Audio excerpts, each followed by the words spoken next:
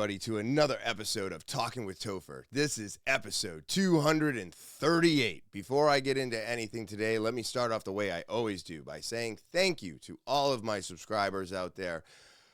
Remember to subscribe if you're new to the channel. Of course, if you want to get involved with the podcast, be guest, or tell your story, talkinwithtopher@gmail.com. And then, of course, share the podcast either with the Linktree link in the description below the video, along with all the links for every episode, or click that share button right now and share it with everybody you know. Hopefully they like it as much as you do. And now with all that out of the way,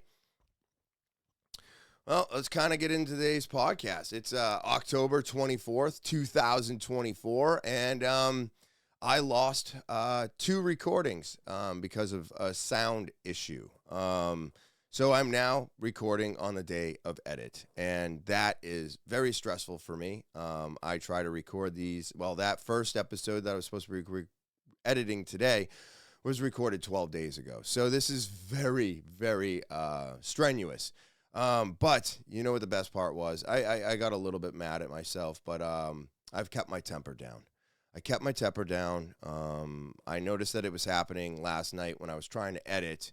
And then I listened to the other recording that I did on the 19th, and that one also had no sound. So I got to record today, edit today, record Saturday, 2 episodes, so that I'm back to where I was supposed to be already. It's very, very frustrating. These electronics, this technology is great when it works. It really is great when it works. But when it doesn't work, man, it's probably one of the most painful things I deal with emotionally today, because it's a lot of work, right? It's a lot of work to do this, and it's you put things together. You can't duplicate these things. You just can't.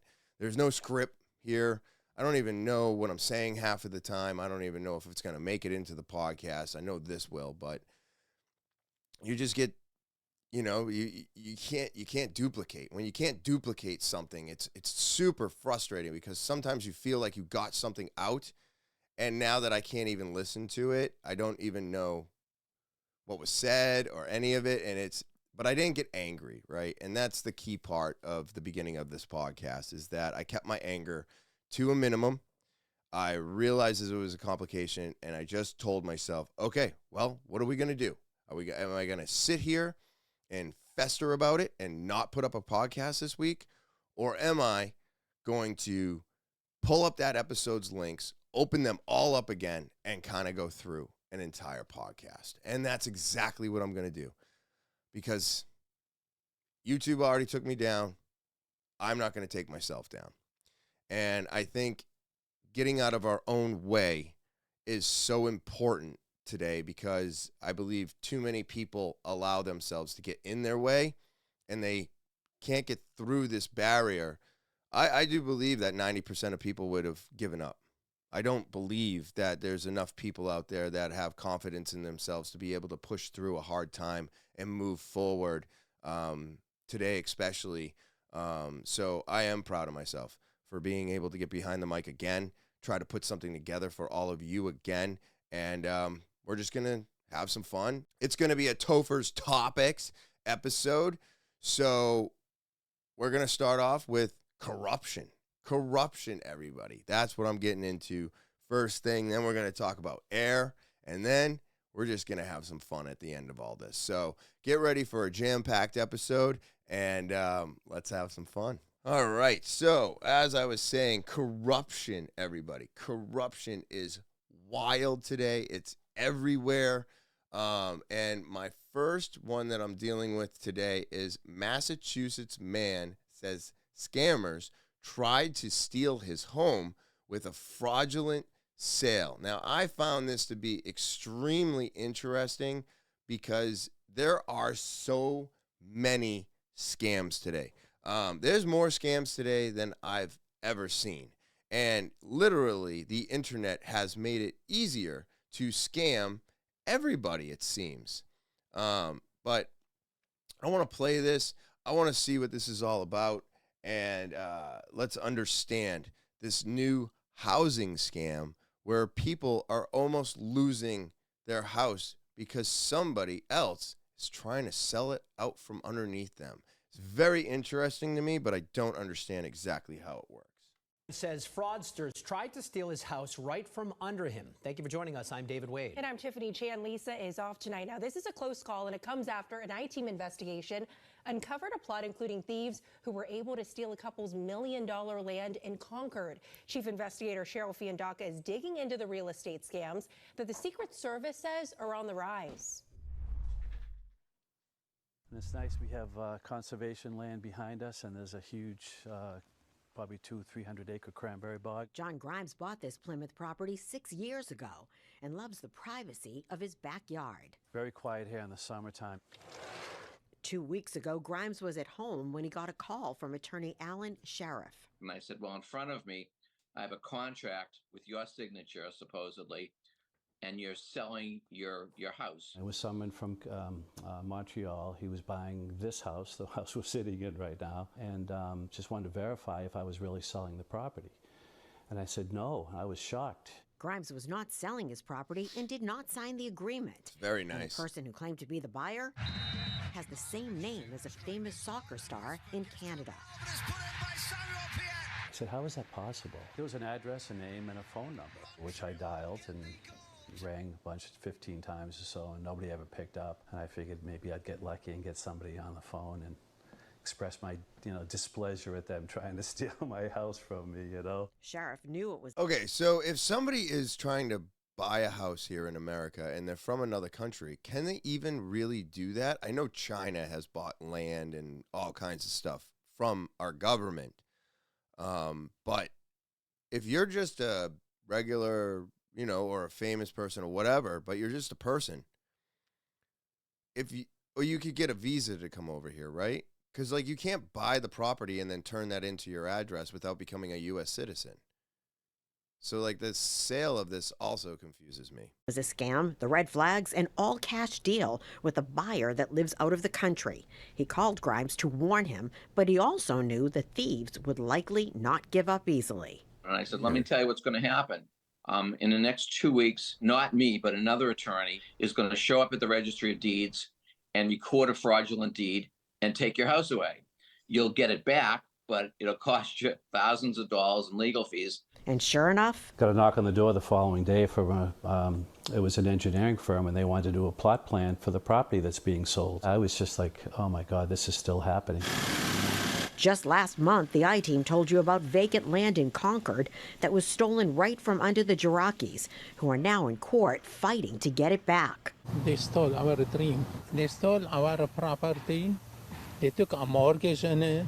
They're building a house on it. Scams involving stealing land and homes That's are awful. on the rise. Both the FBI and the Secret Service sent out bulletins warning homeowners. Vacant land scams have become an increasing problem. But And how? recently, the National Association of Realtors put out this video with tips to help real estate agents avoid getting caught up in the fraud. It's really frightening for a homeowner. Grimes questions how the thieves could have made money on the scheme. Legal experts say the complicated scam could have involved taking out a mortgage or flipping the property and selling it sight unseen for a quick sale at a reduced price. How? It's really unnerving. If I hadn't heard from that lawyer, I probably wouldn't have caught it till it was too late. Grimes reported the fraud to the FBI. He also signed up for a notification alert at the Registry of Deeds. That alert is free and will let him know when a document is recorded on his property. You can find links to all of that on our website. All right, well, I'm back, everybody. So I am thinking that this is wild. I mean, how are they getting these documents? And I need to look into my mortgage and my alerts to see whether or not this is something that I can prevent myself. But, I mean, how many more precautions can we take? You know, all the alerts and the fraud alert. And, I mean, I have so many alerts on my credit and my scores and protection here, protection, and it all costs more money. And I don't know if a lot of these scams that happen are because they're designed to happen so that we have to get some type of protection which gives the company, it validates the company, right? So maybe some of these frauds that happen are set up by the companies that can protect you from the frauds. It's just crazy to me that no matter what we do or how we do it, they have a way of taking things away from us. And all we can do is set up an alert so that if some document is pressed against or pulled up against our deed or mortgage or whatever, the company's like, all right, well, we'll let you know if this happens. And if you pay us X dollars a month, then we can protect you from it. But are they the ones that caused the problem in the first place? And, you know, a lot of these things are like insurance. You know, you pay in, and then when something goes wrong, well, they always find a loophole not to pay out. So could you still put up alerts and then still lose your house? And if that's true, then what are we doing? What are we doing? But there are thousands and thousands of scams out there now. So speaking of more scammers, 5 Seabrook employees accused of misusing town funds. This is wild, everybody. Everybody's trying to scam. Everybody's trying to get ahead because everybody's drowning. Everybody's drowning today. Well, of course, these are just allegations at this point, but we did speak with some people who actually live in Seabrook, and they say even the thought of public funds being misused in their town is upsetting. It's extremely disappointing to hear that. Everybody's been talking about it and worried about it. 5 Seabrook town employees now accused of taking money meant for the town and using it on something else. State police say they discovered the alleged thefts during a routine audit of purchases made by some Department of Public Works and town employees, but Seabrook residents say they're confused how their community could be going through something like this. My parents have lived here for 20 years and, you know, they've grown to love the community. You'd want the funds to be used for, you know, whatever helps the town and helps the people in the town.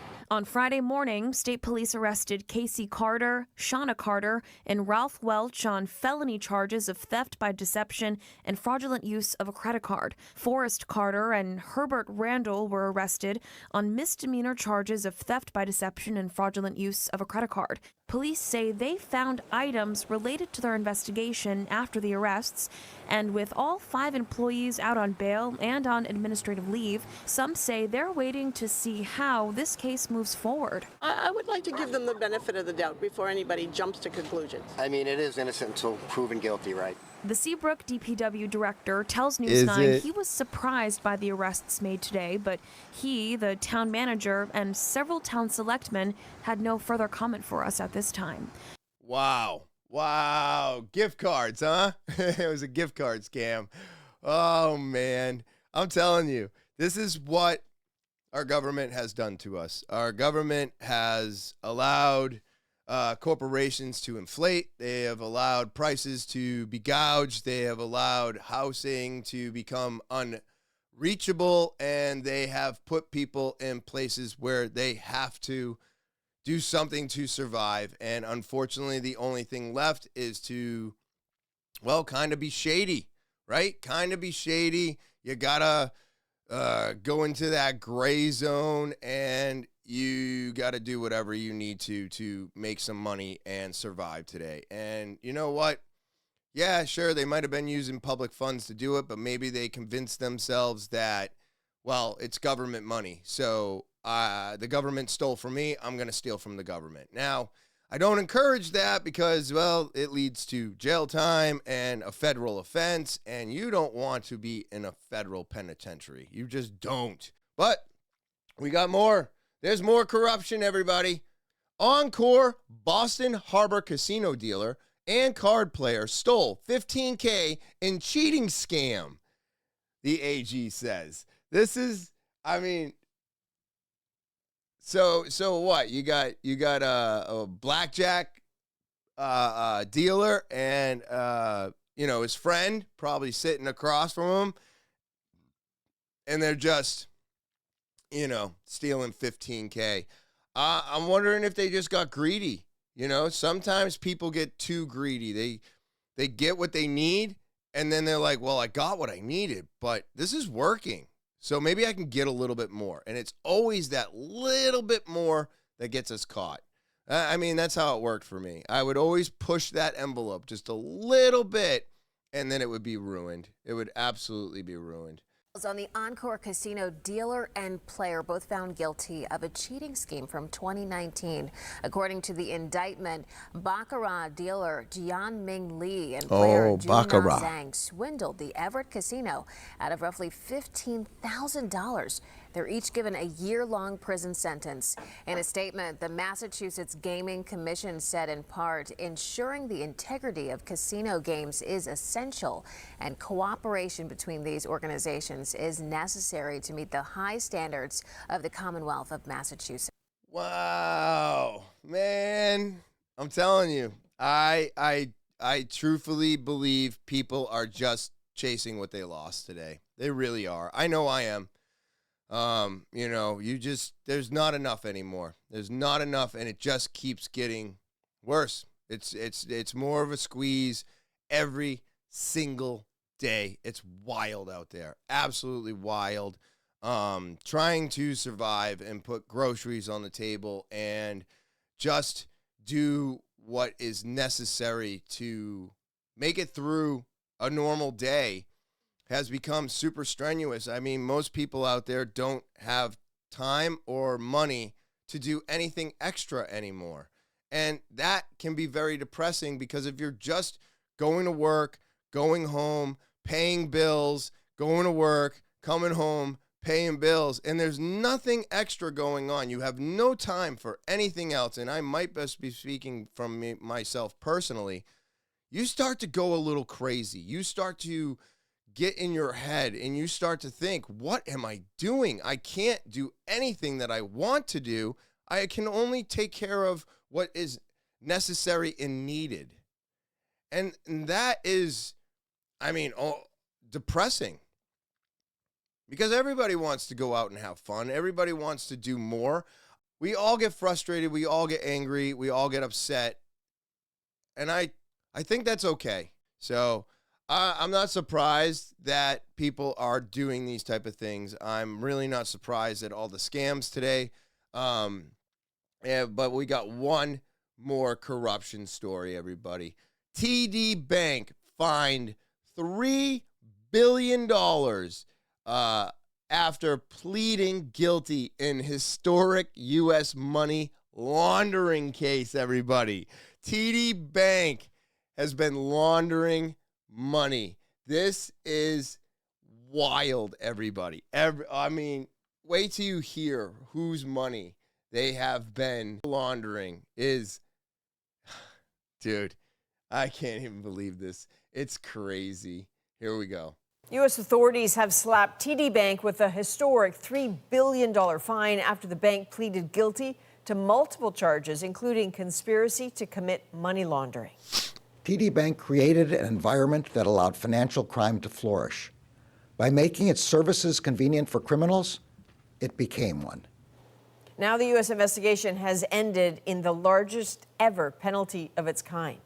Nisha Patel is tracking the story for us. So Nisha, authorities said TD essentially just allowed a criminal organization to flourish. Yeah, Adrian, and TD actually has a really big presence in the United States, and officials there have been investigating how fentanyl traffickers actually bribed TD Bank tellers to launder $670 million in drug money through its bank accounts. TD has admitted it's guilty and will pay a record fine of more than $3 billion. U.S. Attorney General Merrick Garland said even high-level TD executives knew that there were serious problems and did nothing to fix them. TD Bank chose profits over compliance in order to keep its costs down. That decision is now costing the bank billions of dollars. Garland also said criminal investigations into individual TD employees are ongoing and no one is off limits. And it appears that the bank is taking some accountability for this. Yeah, the bank said that it will work to beef up its anti-money laundering program, and CEO Bharat Masrani is taking responsibility. We're ensuring that this never happens again. This is a sad day in our history, and for which, we are very regretful and apologetic to all of our stakeholders.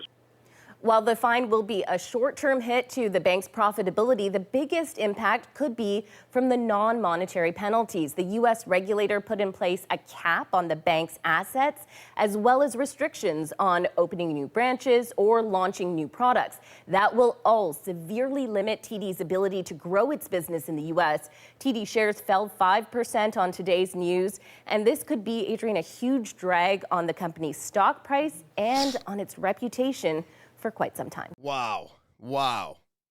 Laundering cartel money. $670 million cost them $3 billion.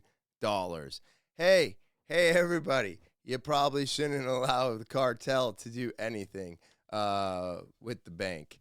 But the cartel is very scary. They are everywhere.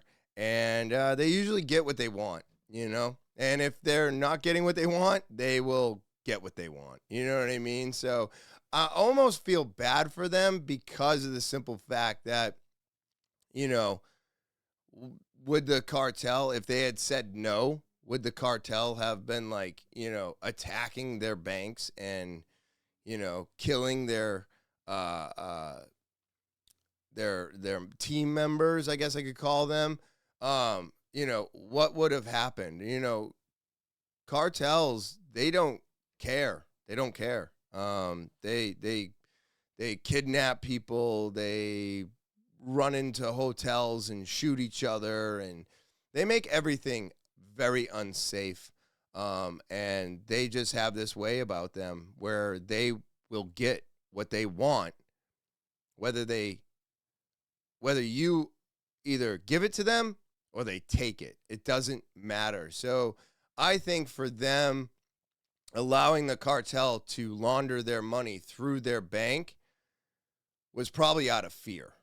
I don't think it was like somebody being like, yeah, I'm just going to ignore this. I think there was threatening involved. I bet you 10-1. There was some type of contact, and it was like, hey, look, we're going to be doing this. This is what's going to happen. You're not going to do anything about it, or we're going to do this to you.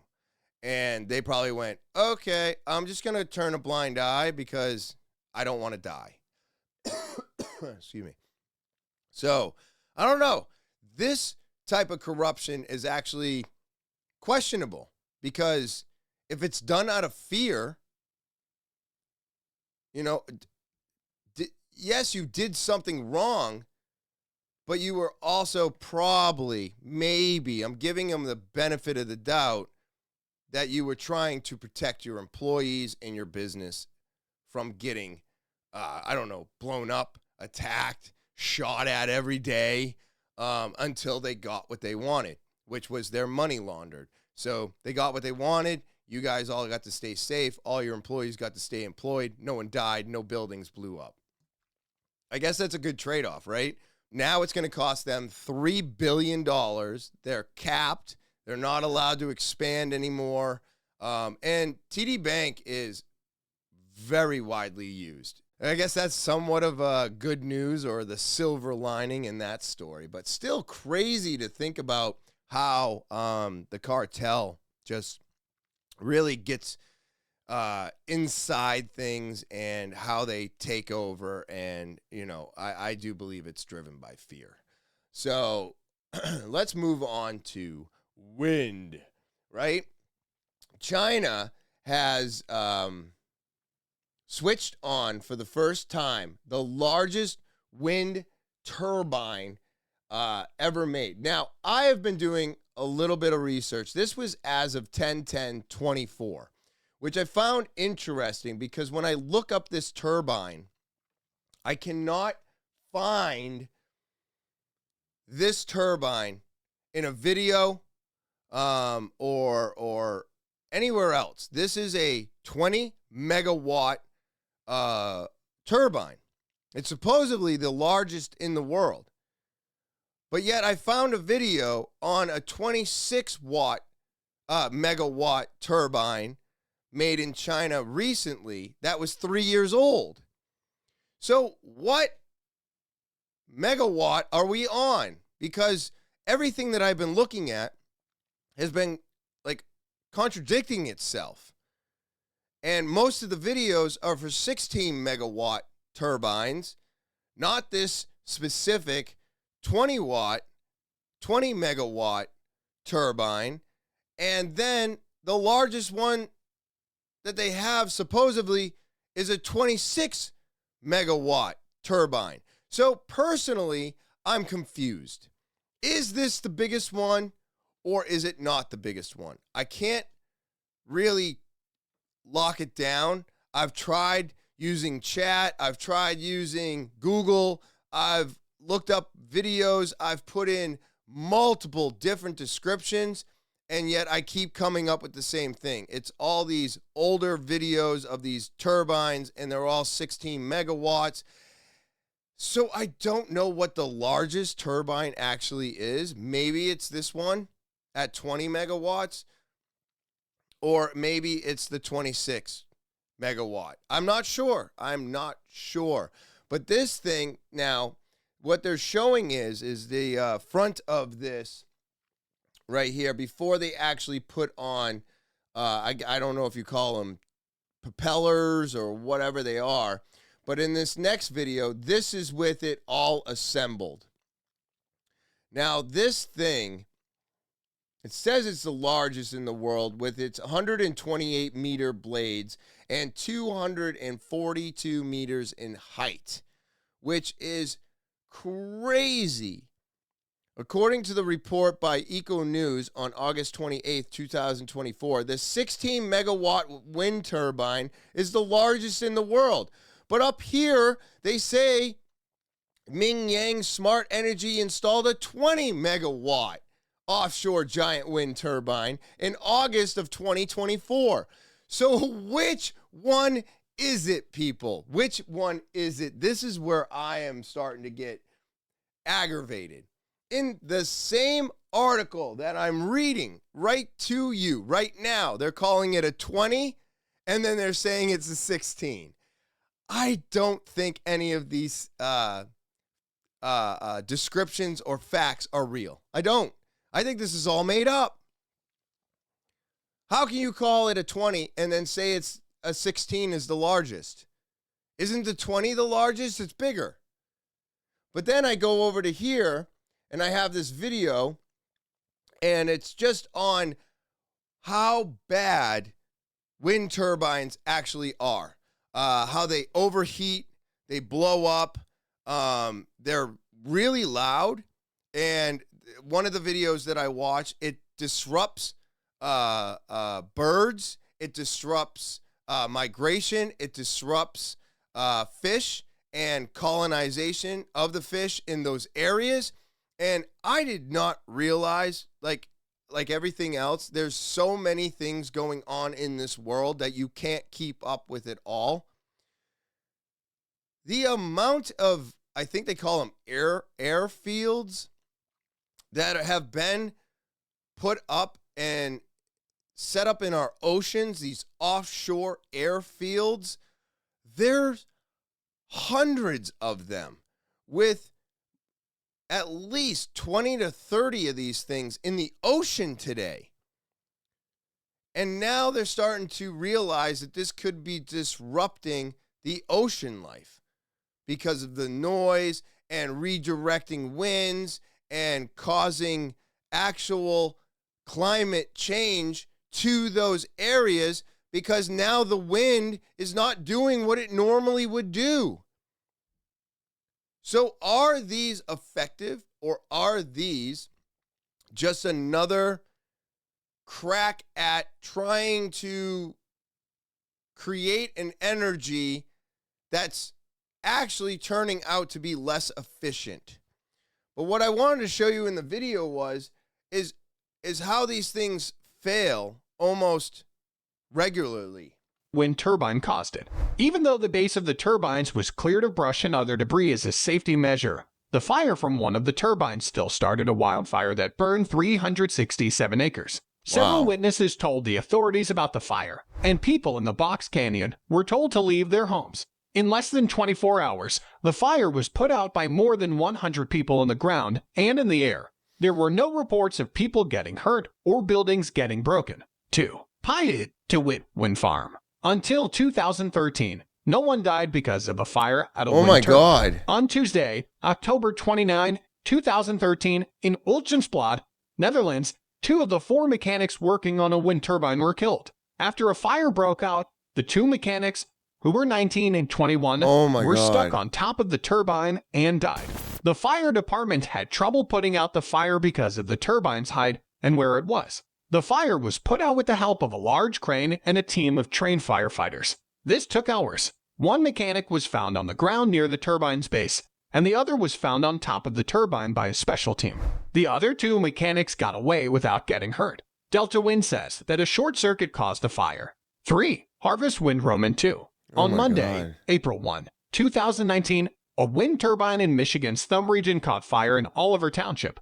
Near the village of Elkton, the fire department that came couldn't put out the fire because they didn't have the right tools to reach the top of the wind turbine. They also had difficulty getting to the site because the burning turbine was about a half-mile from the road. But first responders could set up a perimeter and keep the area safe while the turbine burned out on its own. As a safety measure, the wind farm's owner, Exelon, also turned off the power to the other 32 turbines on the site. But as you can see, these things being on land and having them fail, burn up, God, kill people, which is really sad. That's terrible. I mean, burning or drowning is my biggest fears. So when something like this happens, you're like, holy shit, now I can see why they would want them in the ocean. So wind turbines can be installed on land. They can be fixed to the ocean floor. They have floating ones, which have like a tripod that comes out and it floats. And then it's got, it's in a triangle. So there's 3 massive weights connected to chains that drop to the ocean floor and sit on the bottom of the ocean floor like an anchor. And then the wind turbine just kind of floats in the ocean. And these specific wind turbines are loud, disruptive, and have a tendency of catching fire. And, well, now I know that they can kill people, which is, man, could you imagine being inside that thing, being all that way up there, and then something like that happens? To find one of them at the bottom of the turbine, he probably thought it would be safer to jump. Or he got so startled that he tripped and fell. Jesus Christ, I could never imagine that. It would be awful, absolutely horrific. So because of all of these wind turbines, they have now come out with a new wind turbine called the Honeycomb.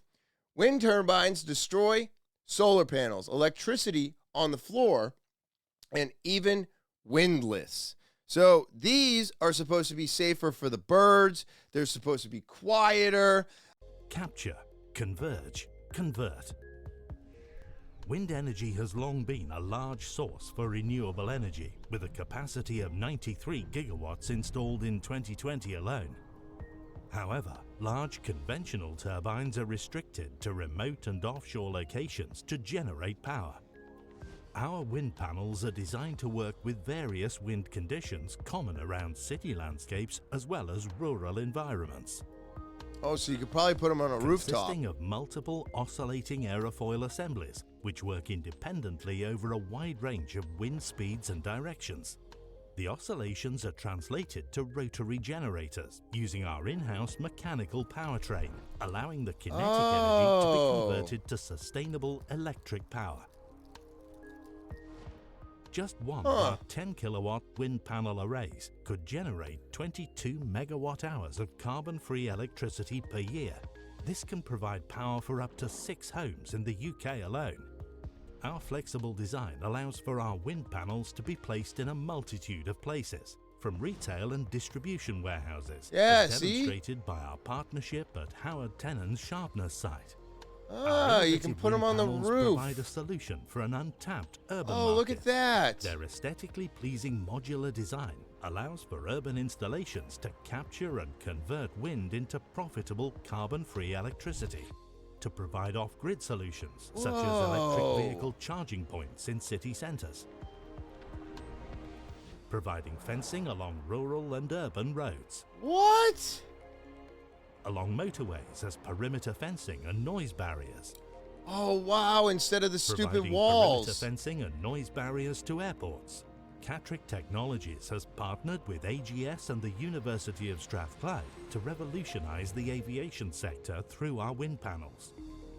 Our wind panels are complementary to wind farms and can easily be installed in the dead zones between wind turbines, allowing existing wind farms to double their outputs without the need for any additional land equity. Holy shit!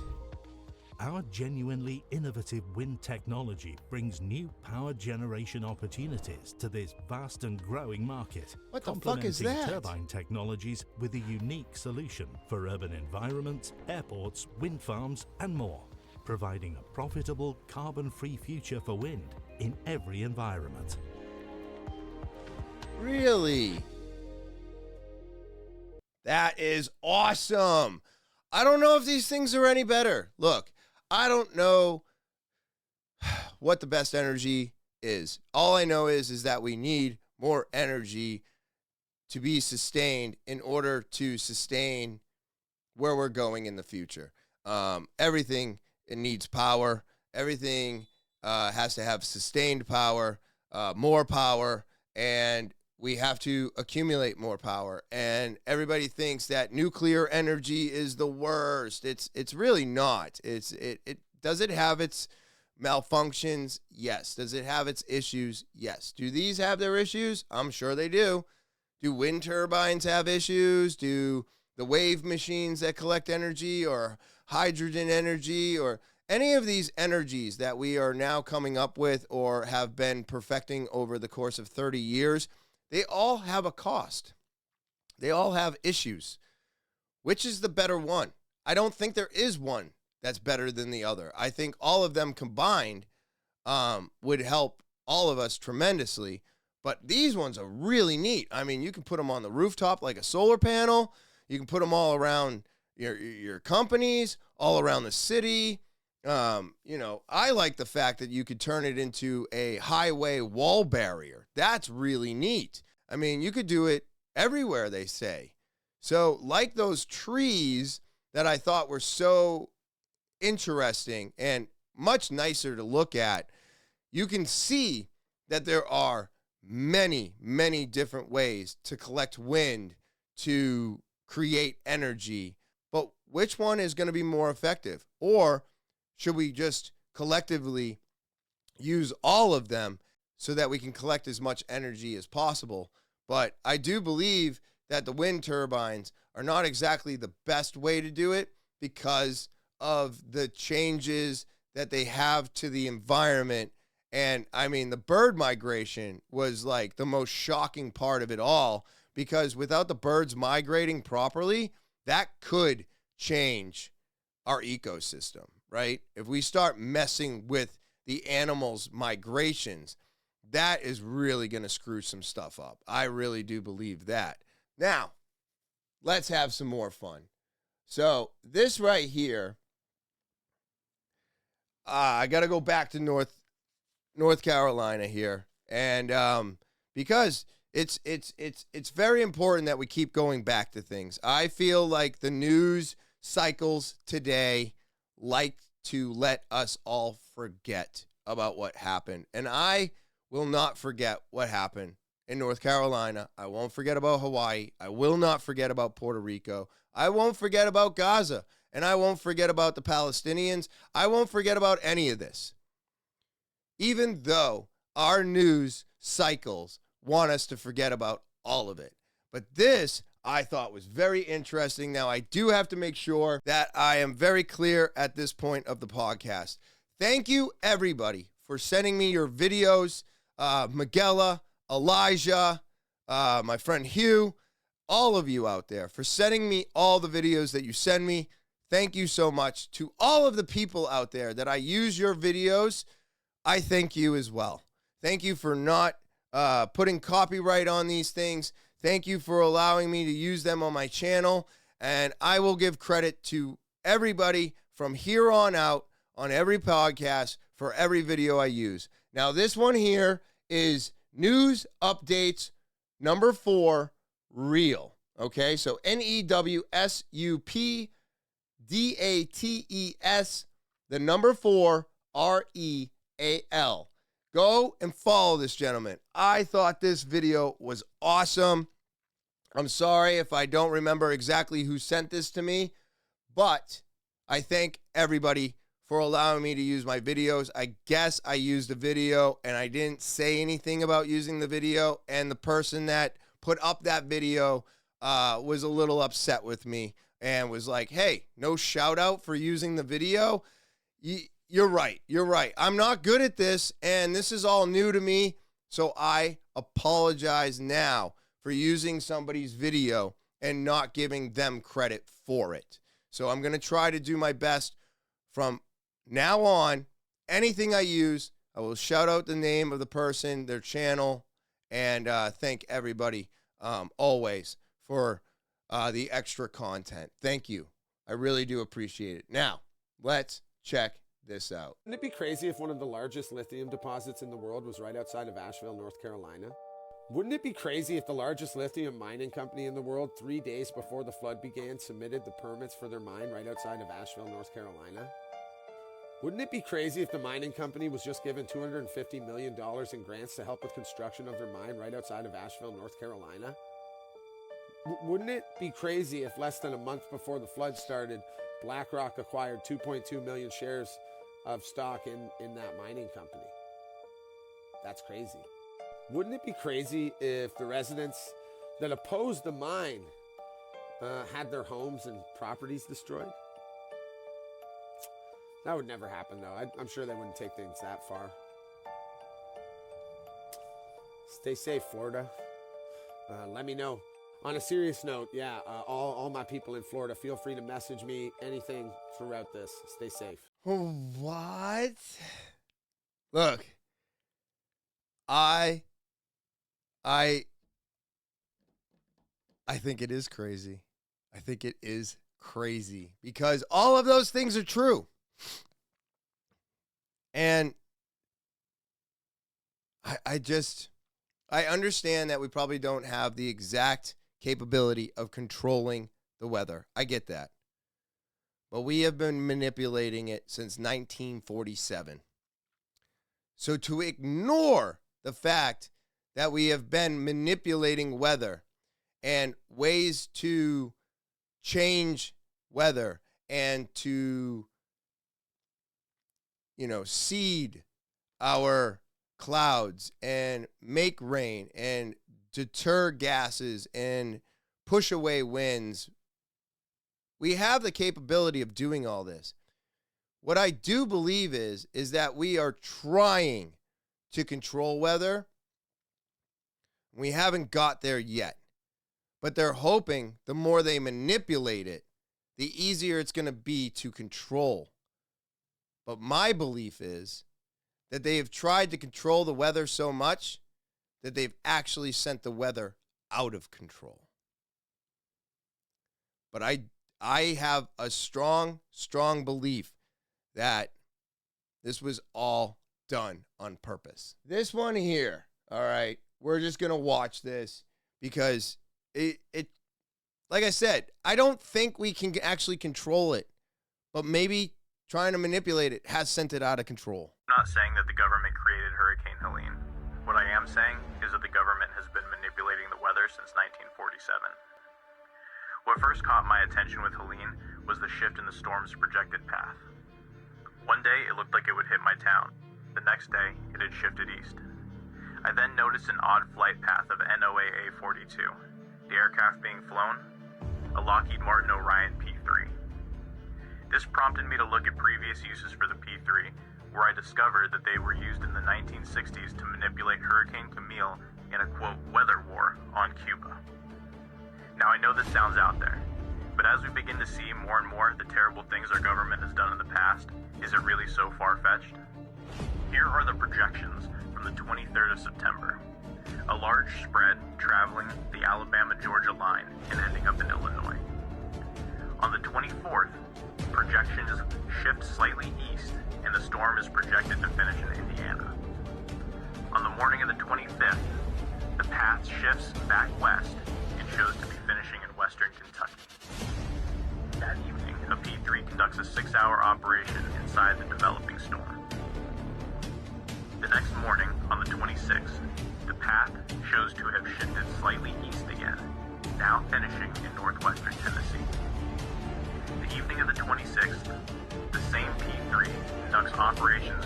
So like I said, you can see that, like, this is all public information too. So if you want to see these flight patterns, you can look them all up.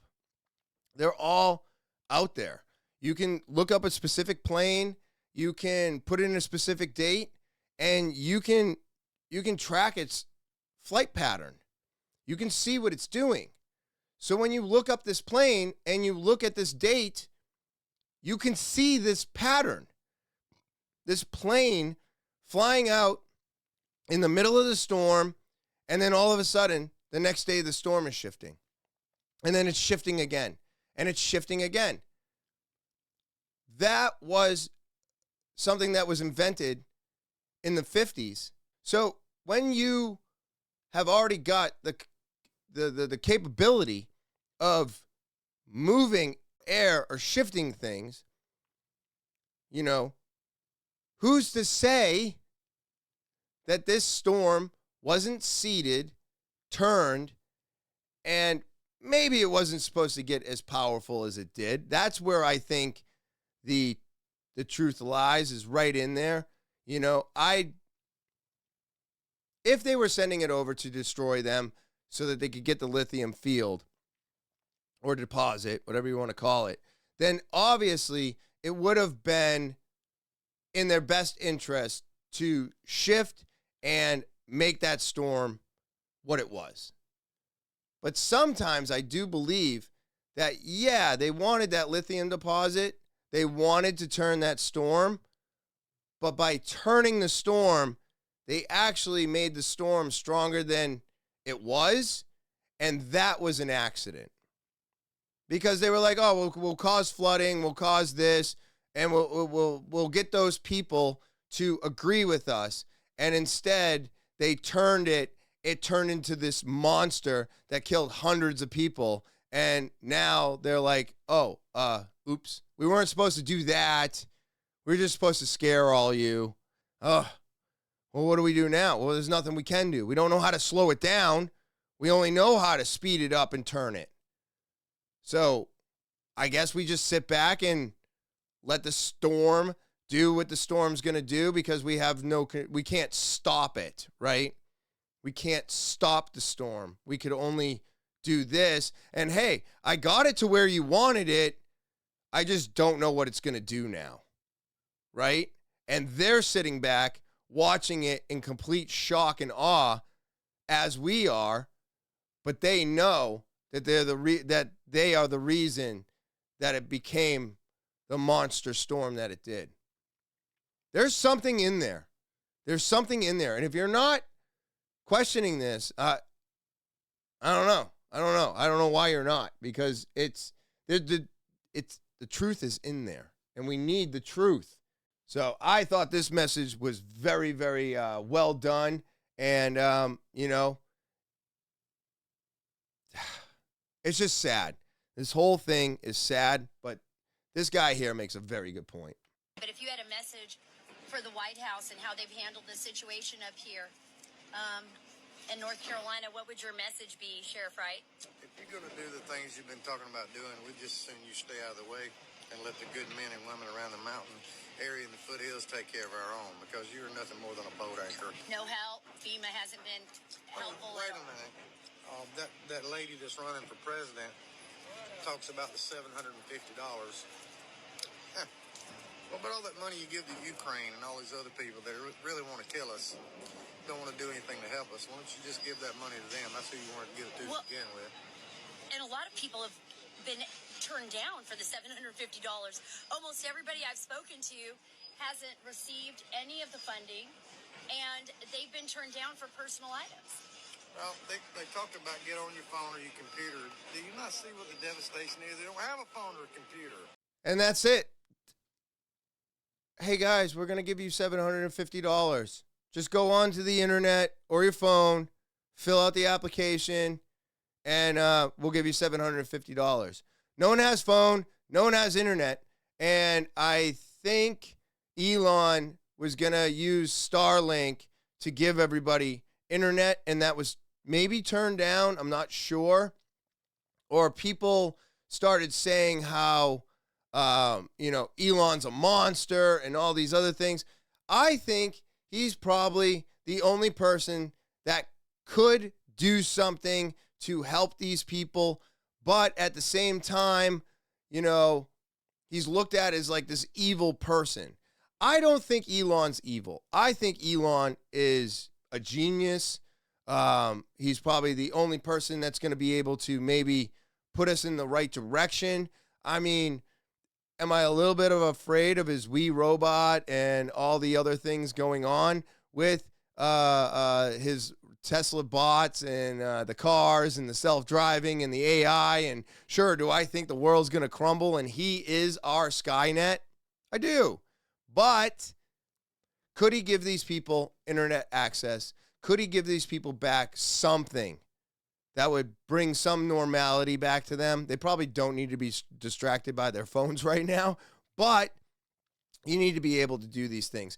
On the other hand, though, a lot of people have filled out those applications and they were denied. They were denied the $750. Why? If you filled out the application, you should be accepted. Who else is filling out that application? I'm not. Right? Nobody else is filling out that application except for the people involved in the situation. So just give them the money. It's not even enough to do anything. If you had a house, a car, land, that's hundreds of thousands of dollars. Hundreds of thousands of dollars. You're giving them $750 and you still think you have the right to deny them even that? You're telling me that they're not trying to push these people out and squash them completely for their own benefit? Wait a minute. You're right. You're right. This has never happened in the course of American history. You're right. Why would they start doing something that they've never done before now? Oh, wait. We killed an entire nation of people to have what we have today. We have done this over and over and over again. To our own people, to people we need out of the way so that we can make something that we want to make or build or take over or do what we wanted to do. We have done this time and time again. History proves that. So why am I to believe that this wasn't by design? That this wasn't what they wanted? This is exactly what they wanted. This is exactly what they want. And they are going to get what they want. They are going to get that lithium out of the ground. They don't care about any of these people. The only difference between then and now, we just let the weather do it. It was a storm, everybody. It was a storm. It wasn't us.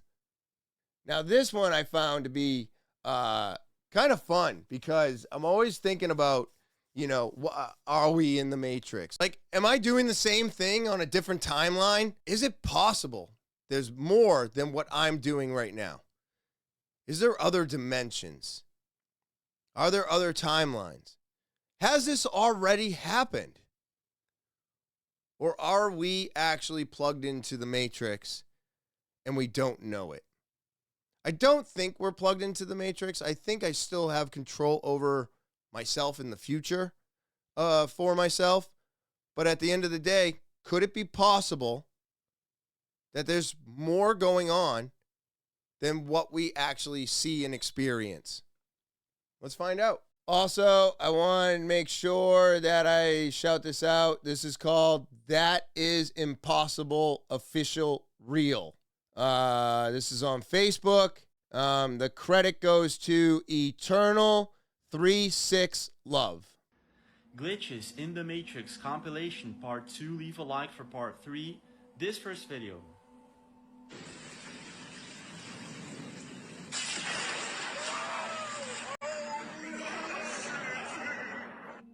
You can see what appears to be the figure of a humanoid here. What is going on? In this next video, a person seems to glitch out of nowhere and was caught on a CCTV camera. This guy froze. Check this out. It's crazy. Watch the bottom video right here. Right here you can see. What the fuck?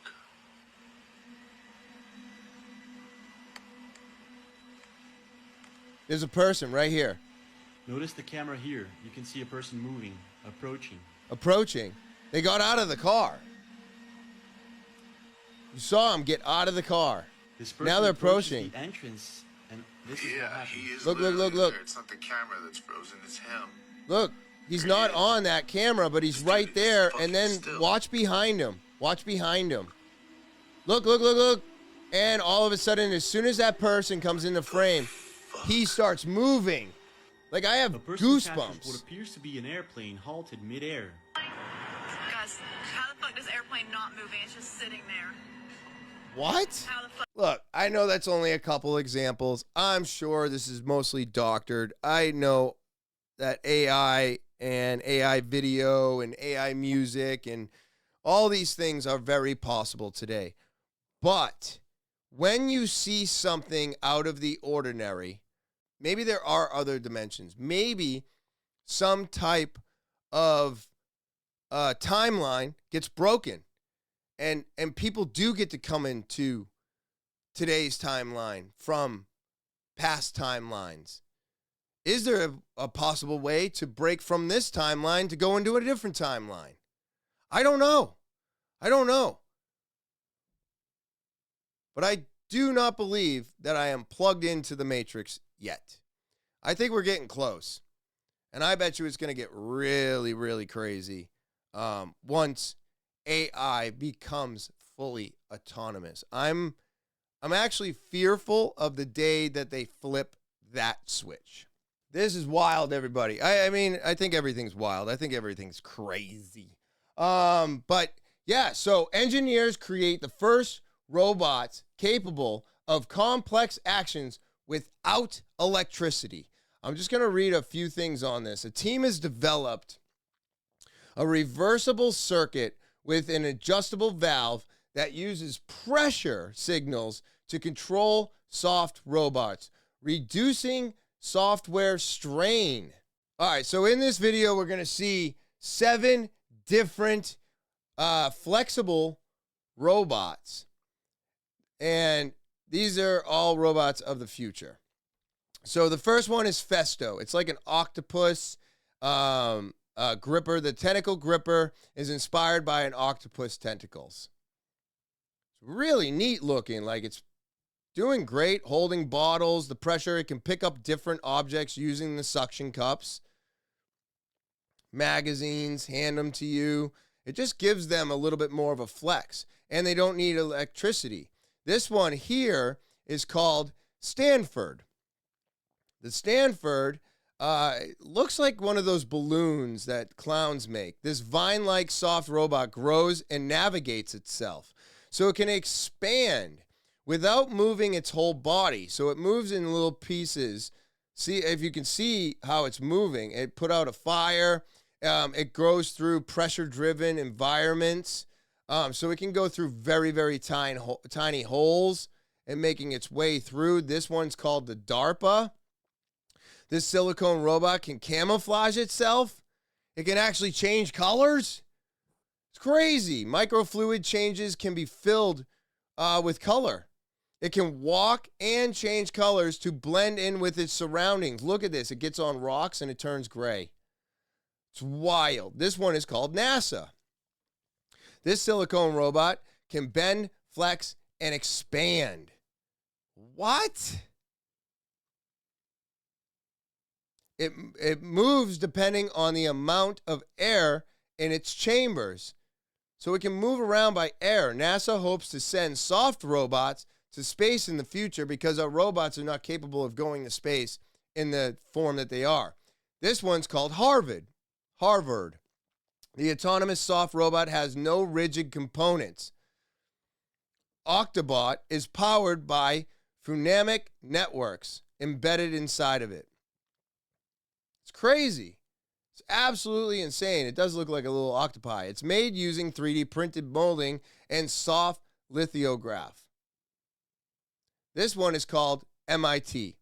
Now, I'm assuming it's the schools that built them. SoFi can swim amongst real fish in the coral reefs.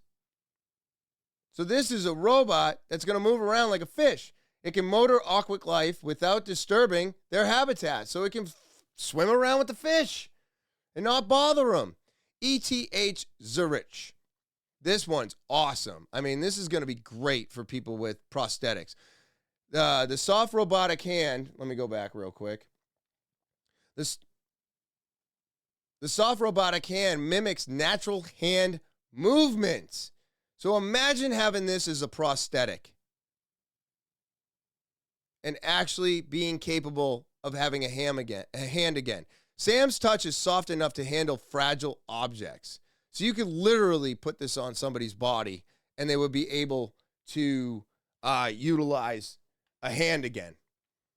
It's crazy, everybody. I like I said, this stuff scares me and intrigues me all at the same time because it's just so wild to see. And then going back to Elon now. I don't know if anybody saw this, but Elon has released Me Robot. It is out. It came out 10/10. It is based off of iRobot. And yeah, I think we're in for a wild future, everybody. This is what makes me think Elon is our Skynet.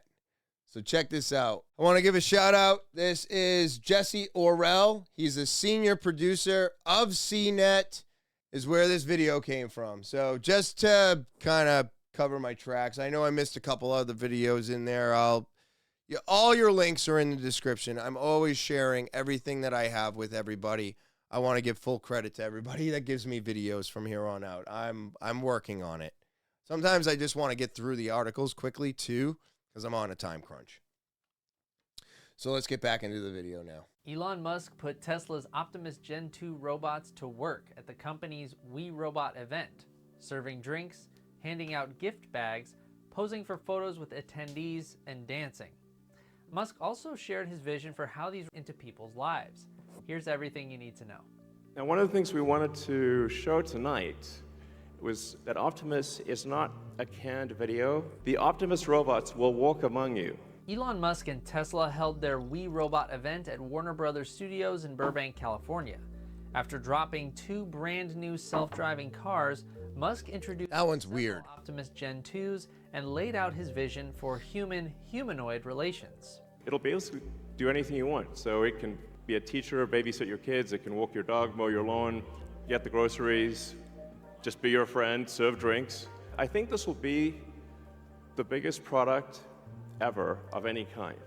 What's really new about all this Optimus footage is the fact that people are getting a chance to interact with these robots, which is important for building trust, especially if these things are meant to go into people's homes. The robots handed out gift bags and drinks, similar to previous skills we've seen from the robots in Tesla's promotional videos. Yeah. Dancing, similarly, has been a part of Tesla Bot's marketing from the beginning, back when it was just a person in a robot suit. Even more broadly, it's been an industry trend since Boston Dynamics went repeatedly viral with videos of its Spot and Atlas robots dancing. Doesn't even look real. With the public isn't something we've seen a lot of in the humanoid robotics field. Aside from robots working as attractions at places like the Sphere or Disney's theme parks, Robots often stay in the lab until they're nearly ready for production or a limited release to strategic partners, developers, or educational institutions. It's also unique that Musk combined the rollout of his robotaxi and robovan with this public showing of Optimus's abilities. Musk has long said that Tesla's self-driving technology basically makes its cars robots on wheels. Its years of work in self-driving technology also allowed it to develop its robots without needing to partner with companies like Nvidia, which announced Project Groot earlier this year, or OpenAI, which has backed humanoid robot startups like Figure and 1X. Musk had previously said that the Optimus robots would someday cost less than the price of a car. Today he reaffirmed that claim, saying that down the road, once Tesla can produce the robots at scale, they would likely cost between $20,000 to $30,000. The event's name, We Robot, is a play on iRobot, the sci-fi action film featuring Will Smith, as well as the short story collection by Isaac Asimov, where I mean, his robots look identical to iRobot, don't they? They're not that different. They're really not. Film gets its name. Musk's a fan of science fiction and of Asimov in particular, and he often finds ways to weave sci-fi references into the marketing campaigns for his various companies. As always, thanks so much for watching. I'm your host, Jesse Orrell. See you next time, What the Fan. So, I mean, does anybody else think, that could be our Skynet? It's absolutely wild. I know he's kind of going off of the iRobot thing, but again, iRobot had an autonomous humanoid rebel against the humans, right? So it's the same story. So what is stopping it from actually happening? I believe it's a simple fact that we haven't flipped the switch and made AI fully autonomous yet. So because we still have control over it, because we still have the button to shut them off, which I don't know. I think all shut-off switches or emergency switches sometimes fail. And to depend on that stopping everything from maybe happening might be the wrong way to go about this. You know what I mean? So at the end of the day, this is all extremely exciting and worrisome at the same time, because I don't need a humanoid robot coming to my house, and I don't think I can fight it. I don't think I could do jujitsu on a humanoid. I don't think so. I think he would be able to grab me and throw me across the entire length of my house and with one arm. You know what I mean? Like, I just picture these things being able to lift astronomical amounts of weight. I don't think they're weak by any means, and I don't think they're something we shouldn't question and or I don't know if we should fear them, but I would be a little skeptical to fully trust any of this. But wild stuff. And that's the podcast today, everybody. Real quick, it is October. It is Breast Cancer Awareness Month. And just to make everybody out there aware of all of this going on, men should also be checking for breast cancer. It's not just for women, but at the end of the day, everybody should be protecting their tatas. Everybody, men and women. So be smart and go see your doctor if you have any concerns. If you ever feel a lump, immediately go and see your doctor. We cannot ignore, especially with turbo cancers being out there now. And if you haven't heard of turbo cancers, take a dive, because it is wild and extremely scary. And it's also linked to a few things that were pushed among us 3-4 years ago. If that explains to you, like, you know what I mean? Look into this. It's crazy, but do take care of yourself. Make sure you're getting your regular checkups. And men, please don't just push this off like it's not real. Men do get breast cancer. Protect yourself. Check it out. It is Breast Cancer Awareness Month. All right, everybody. That all being said, I hope everybody out there has an enjoyable rest of your Thursday. I hope you enjoy the rest of your weekend. Be safe out there. Be kind to one another, or at least try to. And as always, I will talk to you later.